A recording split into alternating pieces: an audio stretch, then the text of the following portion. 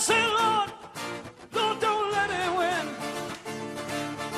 The sun is down and the night is riding. A classic from the man himself, Chris de Burgh. Wilder said that Alex wasn't on this interview.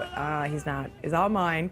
Chris de Burgh, thank you so much for joining us this morning. Good morning, bonjour. Bonjour, vous parlez français? Oui, Mais oui, mais on va faire l'entrevue en anglais, par Okay. exemple. Okay. Parfait. So I wore the closest thing I can find to a Very red dress. nice, It's a bit very fuchsia. nice. You're the man in red this morning. Sort of, yeah. Yes.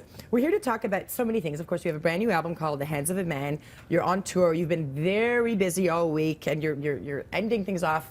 You're capping it off here at Breakfast Television. We're so happy for that. Tell me a little bit about The Hands of a Man. The Hands of Man, it's an album of 15 new songs, and the variety of things that I enjoy writing songs. There's cheerful stuff and there's thoughtful stuff, and The Hands of Man is, the actual title track is about the incredible things that we can do with hands.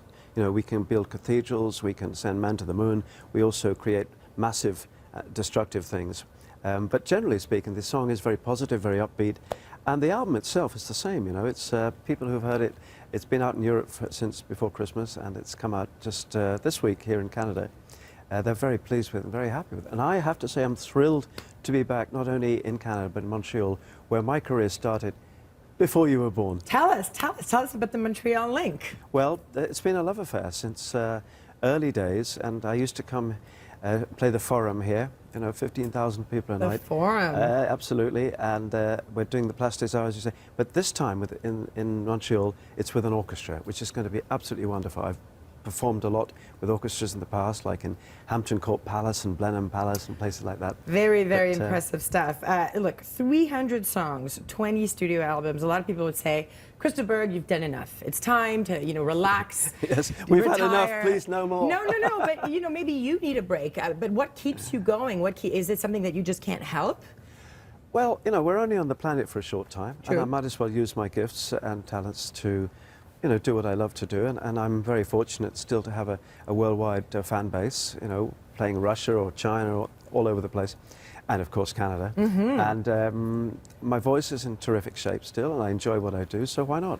I think about the song Lady in Red, and everyone loves the Lady in Red. How surprised are you that, you know, all those years later, people still, it leaves no one unmoved?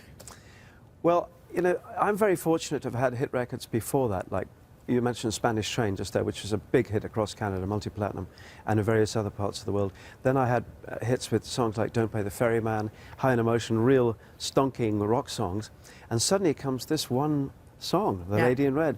And if you don't like Lady in Red, you don't like anything I've done. You know, you just dismiss the artist. You get pigeonholed. But Lady in Red is just one of those things that will live a lot longer than I will, that's for sure. It's kind of just become a standard. Well, we may or may not be getting a performance of Lady in Red. Oh, I'll give you a little. You've taken the trouble. This keeps happening this morning. I'm a little flustered. All right, come right back because there may be some Lady in Red happening. Stay tuned. You're watching Breakfast Television.